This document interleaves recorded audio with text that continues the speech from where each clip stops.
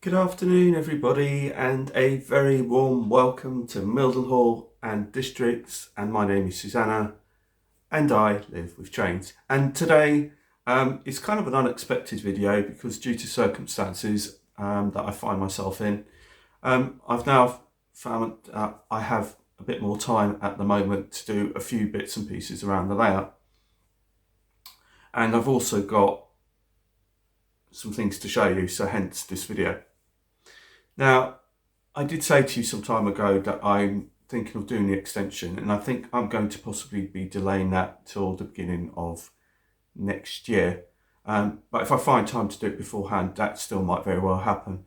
But recently I found myself really trying to analyse my layout and really trying to get into getting areas done and really getting into the nitty gritty and really analysing it and looking at this area thinking, well, what else can I do? What else have I got? What else needs doing? And that kind of thing. And so this video is going to be more like bits and pieces that I've been doing throughout the layout. And I've still got one big area to tackle, which I will talk to you about as well. And that's going to be why I'm just thinking to myself, if I can get that done between now and the end of the year, then next year I can move on to the extension. But like I said, that isn't going to be for a little while yet. So the first thing I wanted to show you is what you're looking at in terms of me is my tripod. My camera is I use my phone, and that's mounted on a tripod. And my tripod now I've had for a number of years, and it's basically cable tied together at the moment because it was, well, one of the linkages broke on the tripod. And so it was time to get a new tripod or think about getting one. Now, these things aren't exactly cheap. However, that being said, I was watching one of my American subscribers that I subscribe to, who actually, funny enough, is the one who got me into American layouts to begin with. It was his channel, and his name is called Burr Stewart. And he models Burlington Northern in the 1973. But he does have scope where his friends come over and run other trains and things like that on his layout. Anyway, that aside, I was catching up on some of his videos, and in one of his early videos he was showing that he had this tripod, and it didn't really occur to me, and it had a boom arm. Now, for those of you who are not familiar with a boom arm, is basically a tripod, or a lot of tripods. And you usually got the three legs, and you've got the legs that spread out, they come down, and I'll show it to you in just a moment, and it goes straight up. And then you mount your camera or whatever straight to the top.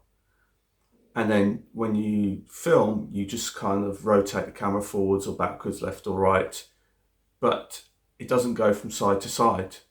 So it didn't never really occur to me till I watched his video, and he had a boom arm on it. And basically what it means is that there's a bar that you can put that runs across so you can get up and over the layout. And I'll give you a demonstration of that shortly.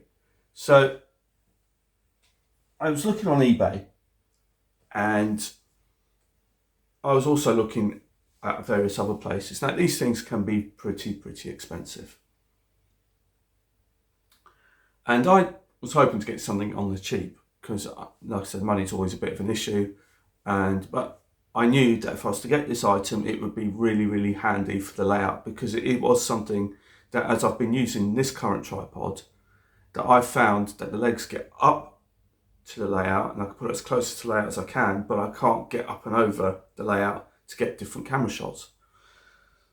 So I found this bargain. I mean, like I said, some of this stuff goes for really quite expensive, a lot of money. But I managed to find this one on eBay for about £25 free postage. And I stuck it on my watch list, and I was doing an iron over it. And I knew that 25 quid was a good price to begin with.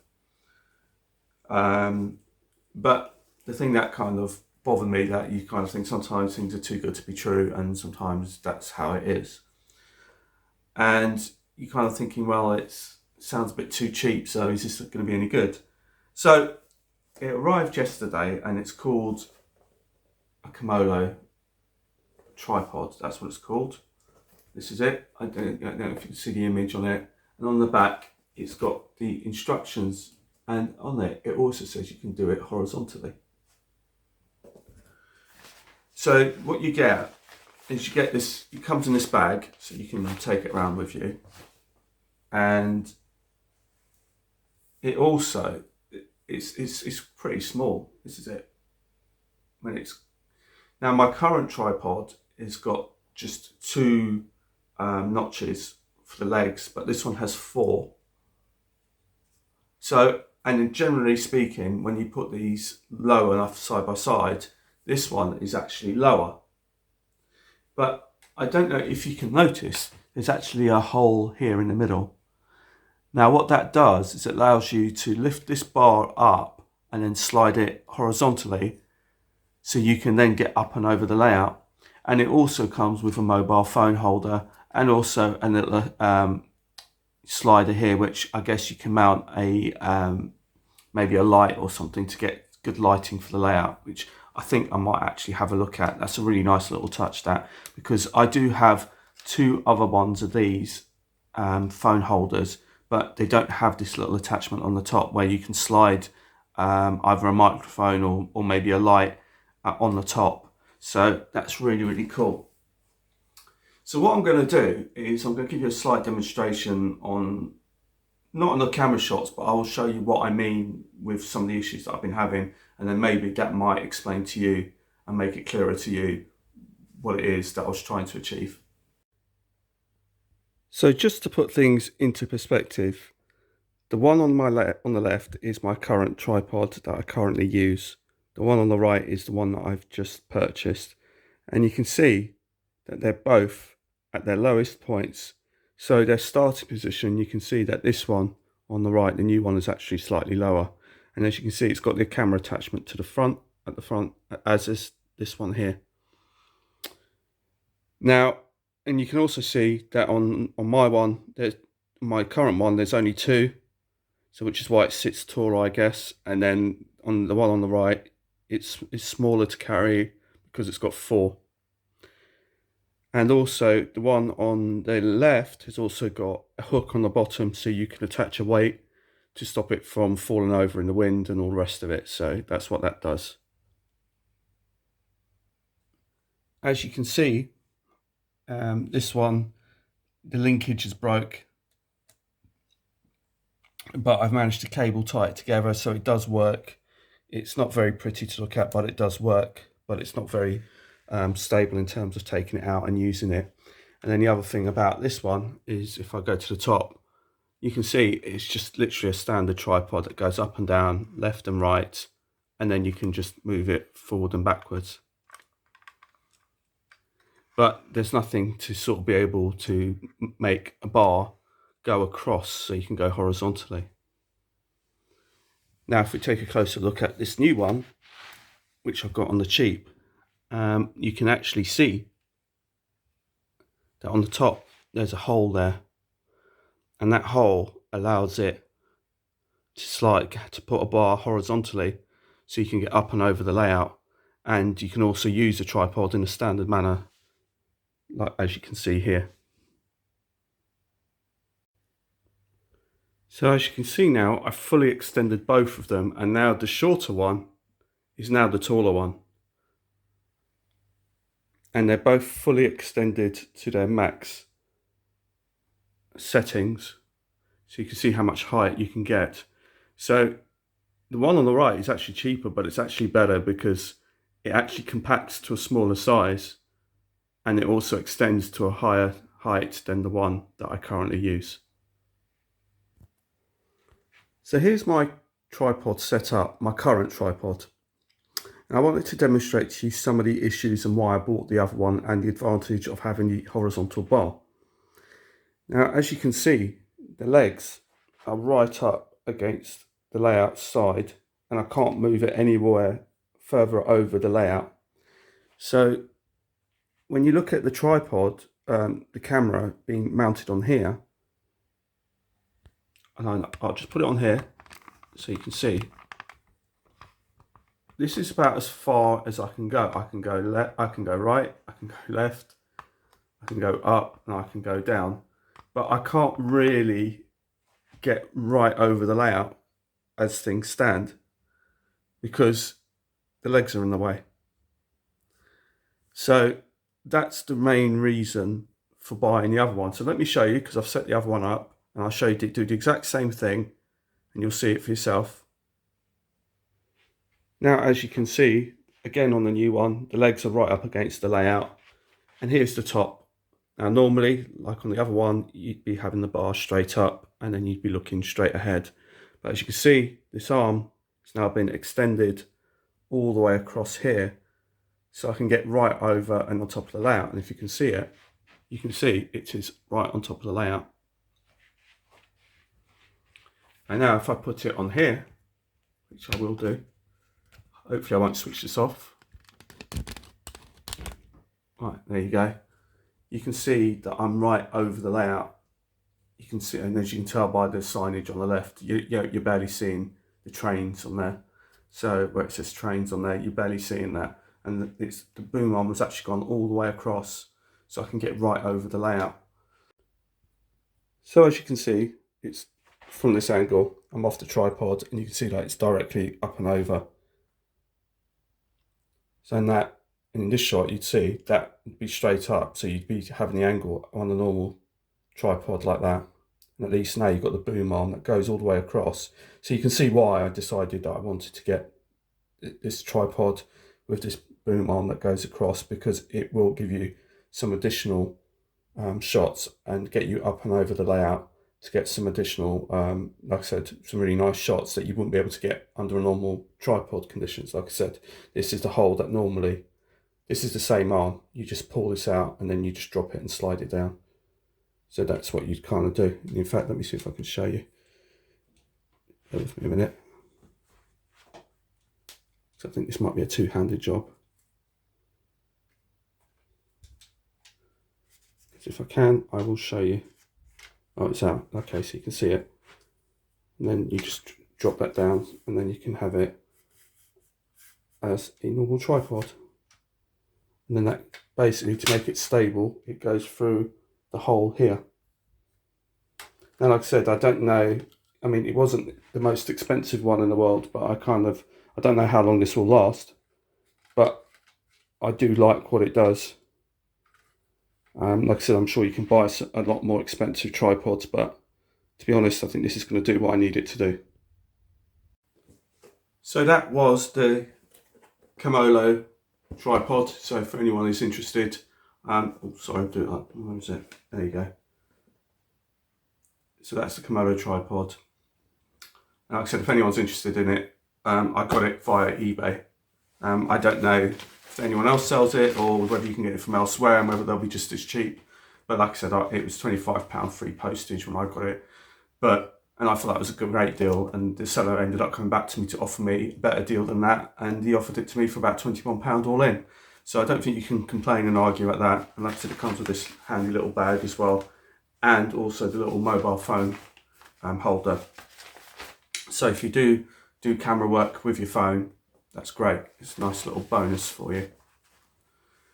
So next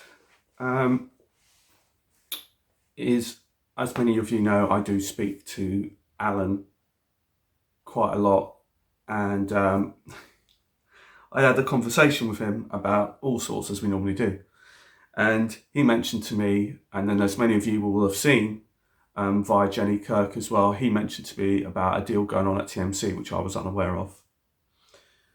And so therefore I popped over to the TMC and had a look for myself, and sure enough, they were having these deals on these, which is the Castle Class HST.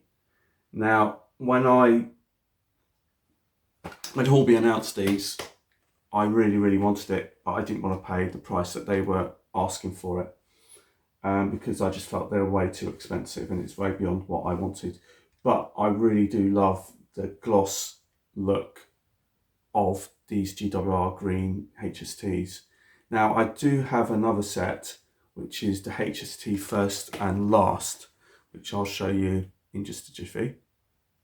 So here is the GWR HST first and last set, which I also have. Now, the thing is I really wanted a full set of the green HST, and I mean, obviously I love this one as well, so I'm now glad that I've got both of them. I do have the railroad version of the GWR, but as many of you know, that the railroad version was nowhere near as good quality as this one, because the finish is so much nicer, it's so much better.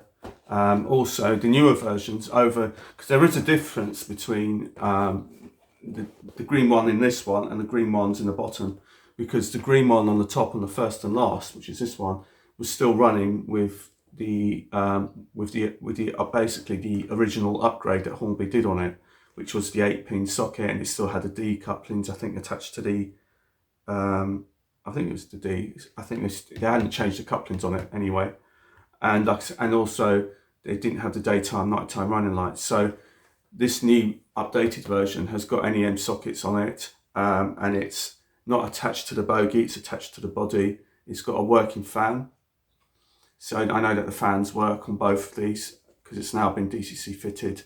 The day and night time running lights also change over, which you didn't get with the old one.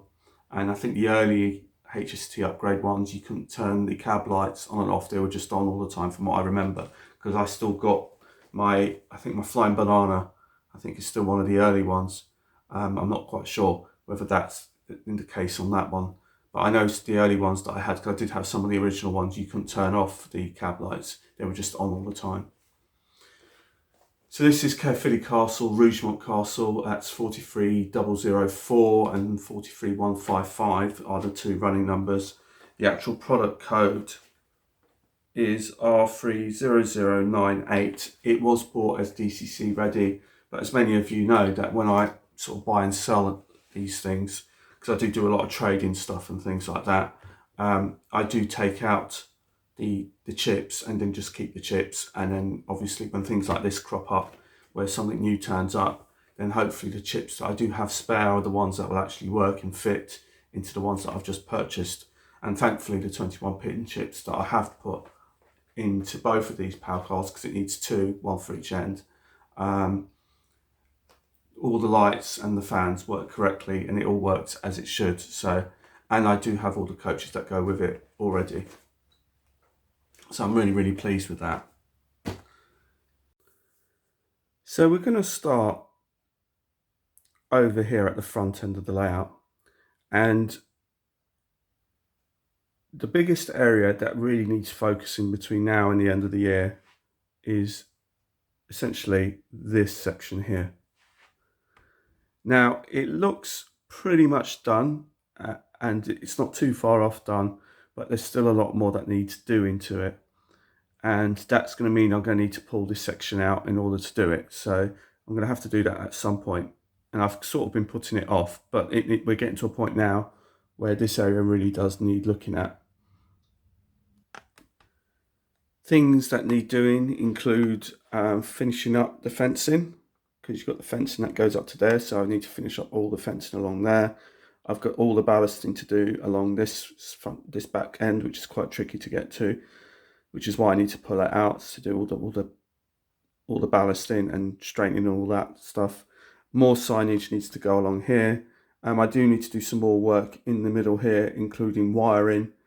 It does work, but it does need some additional feeders and things like that. So that all needs doing as well. So this is kind of like the sort of main area that's going to need doing between now and the end of the year. Here at Goswell Sidings, I'm really pleased with that. It's had a few changes, and it needs some more work doing to it. The link that I've since used along here, this has been absolutely brilliant, by far the best and the most reliable link that I've used, that I've created. So I'm really pleased with that. So that's working wonderfully well. Some of the things that I haven't done that needs doing here at Goswell Sidings include, I'm going to be moving the sounds that were down the bottom here. with the switch, and I'm going to be moving that to the curve at the back there where the vent fan was, because the vent fan's now over here. I'm just finding that because I've got a 12-volt supply at the back, that I can put this speaker over there, and I was using the iPad over here previously anyway, so I can still go back to doing that, and it wouldn't really affect what I was doing with the sound files. I want to put lighting. There is lighting in this, but again, because since I've sort of rearranged the track work, I haven't actually done any more lighting, so I've got lighting to do. This is stuff that I need to do, so I've got lighting to do over here.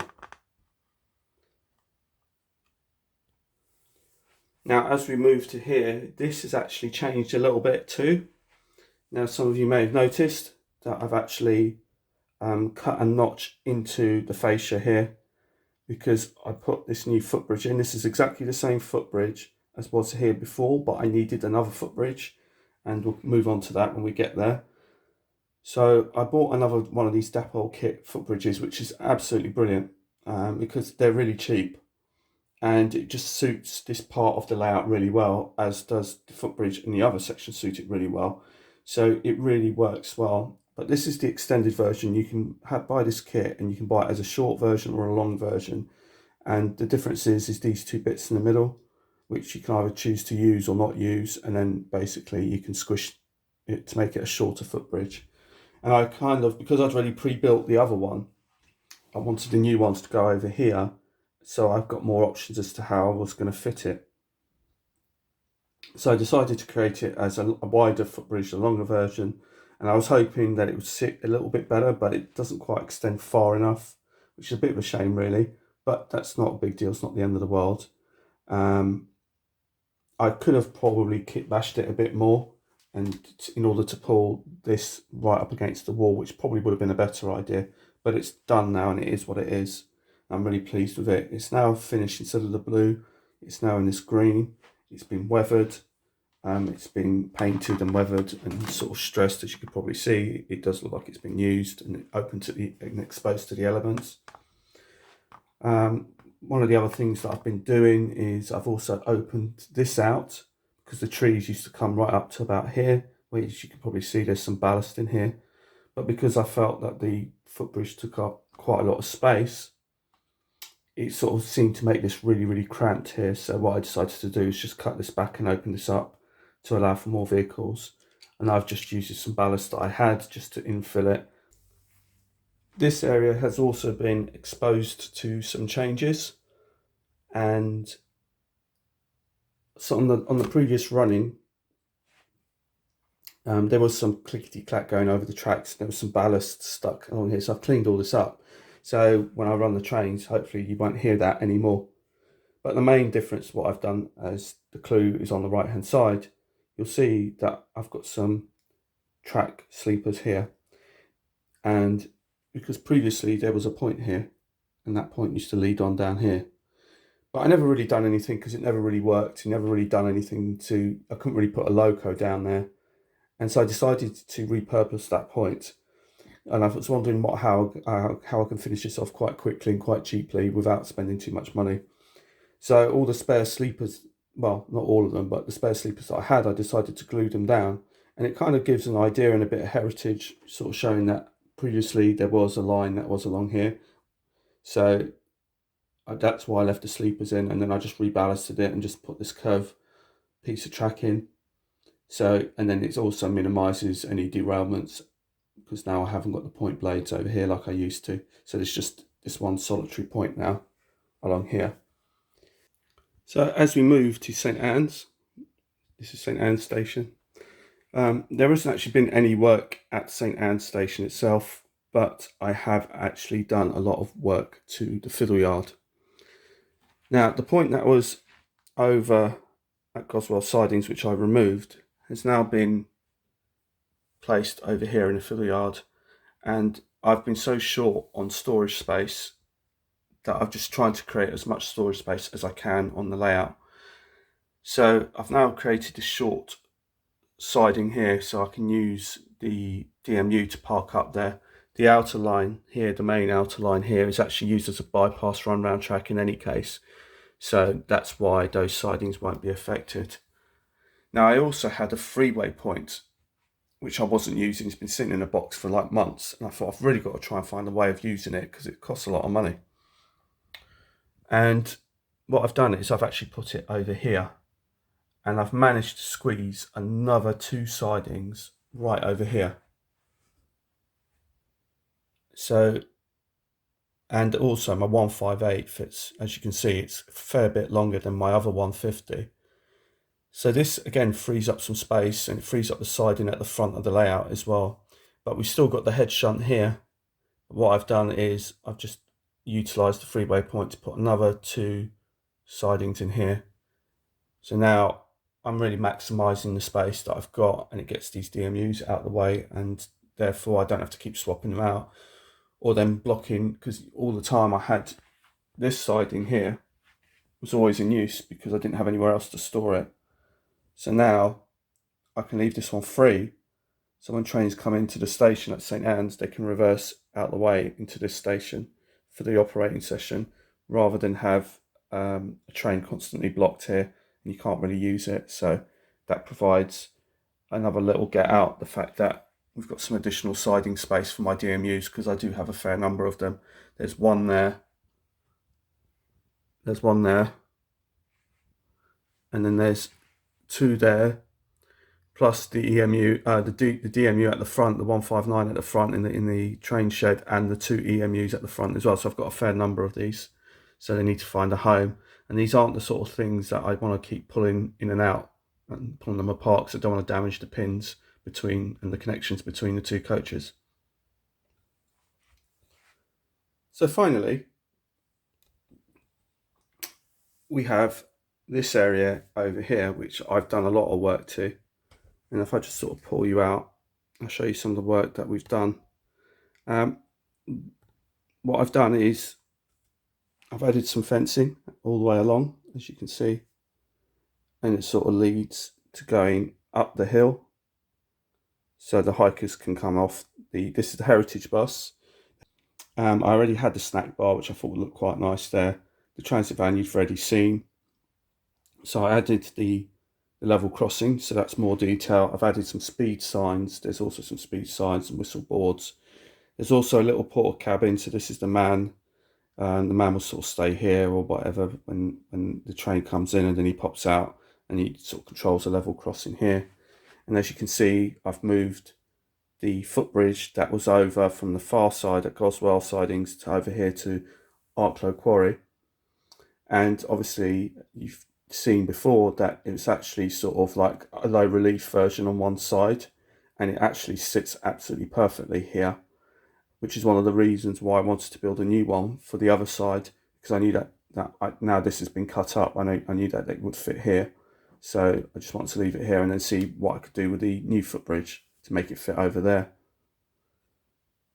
I'm just going to take you off the tripod, and I'll sort of have a sort of flyby kind of thing.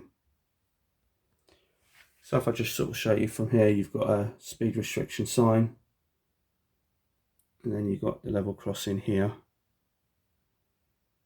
You've also got a ground lever frame here, but I'm going to replace that one. Like I said, you've got the little porter cabin which got repainted and glazed. You've got the heritage bus.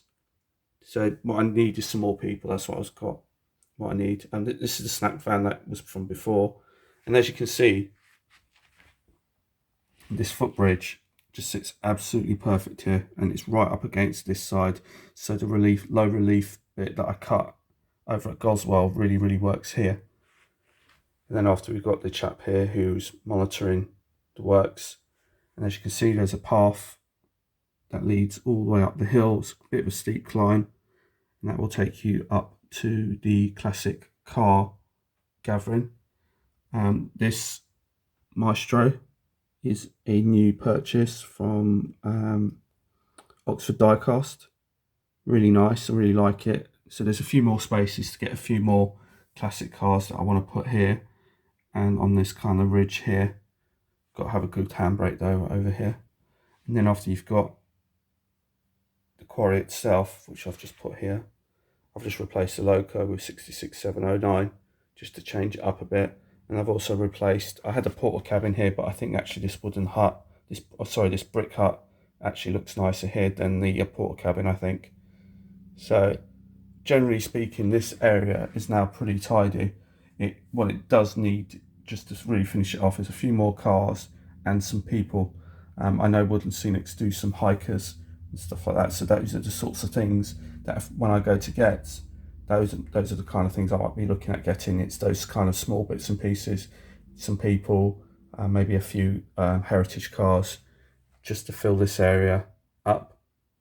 And then that should finish off this scene, and that will be this area completed.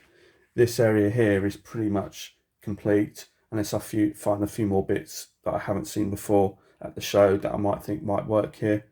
We've got a cherry picker going on here. He's working on the telegraph pole, but again, nothing much has really been done. So I'm really pleased with the way that this whole area here, and to me, and this area here is pretty much finished. It only needs a few bits and pieces that I need to add, and then I would pretty much call that done. So pretty much all of this here is pretty much done.